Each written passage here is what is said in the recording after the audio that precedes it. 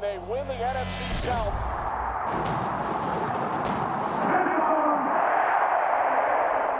What's good, everybody? Let's talk some Tampa sports.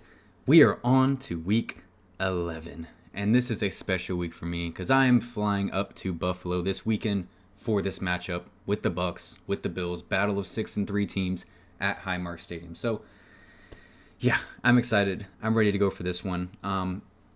What to expect? I'm not entirely sure. I know Highmark is an older stadium. Obviously, next year they are going and moving to that new Highmark, which is why I thought, why not? It's the final season at this stadium. Let's give it a look before they shut that place down. Super excited for that. As for the fans, the Buffalo fans, just based on my experiences with them, I think the last time we played them in Tampa was 2021 with Tom Brady. I didn't have any issues. Very, very, very passionate fan base. Where they fall on the passionate scale, I'm not sure. I feel like this end of the spectrum is like Packers passionate, where they're just, when I went to Lambeau in 2023 when the Bucs won, I'm like celebrating the Bucs win, and they're just like, oh, I'm just so happy you had a good time. We just want you to have a good experience. Enjoy the rest of your stay in Green Bay. And then the other end of the spectrum is Philly fans and going to Philadelphia. I don't know where they fall on that spectrum of passionate. I think those are the two ends of it. There's Packers passionate, and then there's Philly passionate. I don't know where Buffalo falls into that. It's not like we're rivals or anything, so I don't think I need to be like, get ready to deal with a Philly type fan base. All I gotta say is if someone sees I'm a Tampa fan and asks me to jump through a table, I don't think I would say no. I don't think I would say no. I'll leave it at that. Of course, the weather. I'm a Florida boy. I'm a Tampa boy. I think I looked at it today in Buffalo. It was like a feels like of 13 or 12 or 13 degrees, which I don't have clothes for that weather, and I'm not buying clothes for that weather, so I'm just going to thug it out with what I have and just layer up. I did get some practice. It was like upper 30s for some reason in Tampa today, so I guess I got a little bit of practice, a little bit of a warm-up going into this weekend, but yeah, I'm super excited for it. Buffalo fans, if you come across this video, I'm going to be in your city for like 4 days. Restaurant recommendations, any tips you have for game day in terms of like parking, things like that. Yeah, if anyone wants to invite me to a tailgate, if you think I'm seeing like a chill Tampa, if you want to invite me, I'm happy to entertain everything there. I just want the best Buffalo experience. So in this episode of the Opps, just like every week, I'm diving into the Buccaneers' opponent for that week, their personnel, how they've looked so far this season. Are they riding a high? Are they riding a low? Kind of just feeling out what we're going into this week. In week 11, of course, let's get into the Buffalo Bills. So I will say, off the top, the same way I did with the Patriots, the Buffalo Bills are an AFC team. Like I said, the last time we saw them was 2021. No, we did play them in 2023 in Buffalo. Last time at home was 2021. It's not a team that we see too often. So not like NFC teams, like obviously the South, but also Detroit, Philly, Seattle, San Fran, all these contenders where I keep up with every transaction they make, every draft pick they make.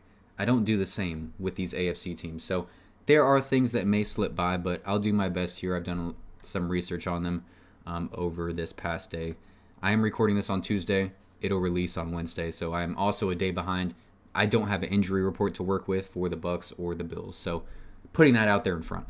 So as I go through this, Bills fans, please share your thoughts in the comments.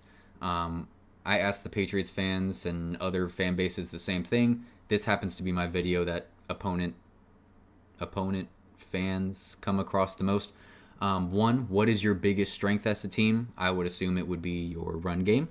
And two, if you were to not win the Super Bowl, what would be your Achilles heel? What would prevent you from not winning the Super Bowl? We'll start with their offense, obviously led by Josh Allen himself. I don't think I need to explain anything about Josh Allen to you guys, so let's just go ahead and move past that one. Obviously, the air and the run, you know what you get with Josh Allen. They play on prime time every other week. So, moving on to the backfield, James Cook, if it was not for Jonathan Taylor, would be having the best running back season in the NFL this year. He's been that special, that spectacular, hitting just running for a good average, hitting on big plays. I think his longest run is a 64-yard touchdown. So big play threat. They can continue to feed him the ball, 20-plus carries if they need to, and just lean on that if they need to. The combination with Josh Allen and his ability to run the football, kind of scary. Thankfully, what was I going to say there? What I was going to say is the Bucs have been good so far this season in stopping the run, but then I remember last week did happen with Trevion Henderson. So I just made the film session. If you guys watch that, you'll see that it was a couple mistakes. Literally 2 plays of mistakes in terms of run stopping and people being undisciplined and just not doing their job. I don't think that those 2 plays, I can't let that hinder what this run defense has been overall this season. It's a good run defense. We'll get more into the preview on Thursday where we actually talk about those matchups between, Bills offense and Bucs defense, Bucs offense versus Bills defense. Sticking to the Buffalo Bills right now, though. Run game, spectacular. Let's go ahead and actually go over to that offense and look at some of those numbers. So going to their rushing attack, we can go ahead and call out right there. Once again, like I said, it's really just Jonathan Taylor who's just having an insane season. But right behind that is the Bills, like I said. 5 yards a carry, 16 touchdowns on the ground, 8 runs of 20+, 3 runs of 40+. Like I said, the 64-yard touchdown. Yeah, it's a strong run game. It's a strong run game. Even though they do have Josh Allen, one of the best quarterbacks in the NFL, the run game is their strength when I look at this team. And that's not because Josh Allen is doing a bad job throwing the football. I just think their personnel lacks a little bit of deep threat. Someone to respect down the field when you look at who they have out wide. Josh Palmer, I guess, would be their deep threat. He has the highest average catch with I think it's 17 yards a catch. Keon Coleman, a solid jump ball receiver, still young. Khalil Shakir, same sort of thing. He's more of that slot guy. Everything is more of catch and run. There's not really a guy on this team that is extremely threatening down the field. And I would think Buffalo fans would agree with that. I think their offensive line is very solid. You can see their offensive line is graded well. The only guy that is below a 60 is Osiris Terrence, who happens to be the only young guy along this offensive line, I think. And he's been in the league for 2 years. So Deion Dawkins, obviously a stud. Connor McGovern's pretty good. Veteran here in David Edwards, 2019. Veteran in Spencer Brown at this point in his 4th year in the NFL. So there's definitely some experience along that offensive line. Good group there in my eyes. Like I said, this offense comes and goes with its ability to run the football. And I think that shows up in their results this season. So let's kind of just go through their losses so far this year. If you look at that first loss against New England, press the wrong button there. It was a 3-point loss against New England in Buffalo. You look at their top rusher, 53 yards, and Josh Allen was the leading rusher, not James Cook. Go over to Atlanta. This was a unfortunate loss, obviously, as a Bucs fan. I was very much rooting for the Bills in this one. James Cook, 87 yards on 17 carries. It's not bad, but you look at the wins they have. James Cook dominates everything over 100 yards pretty much. And then I haven't gotten to the defense yet, but in their losses, keep an eye on the opponent's ability to run the football. Bijan Robinson, 19 carries for 170.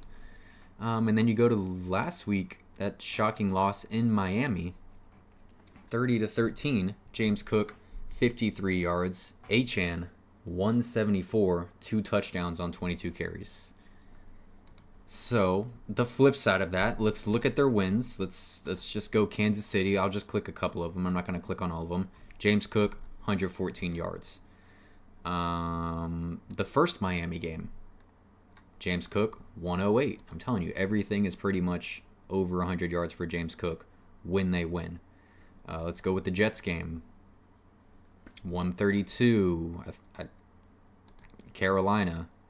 216 when they blow out the Panthers. So I think you kind of get the I think you get the point. So let's go ahead and move on to that defense.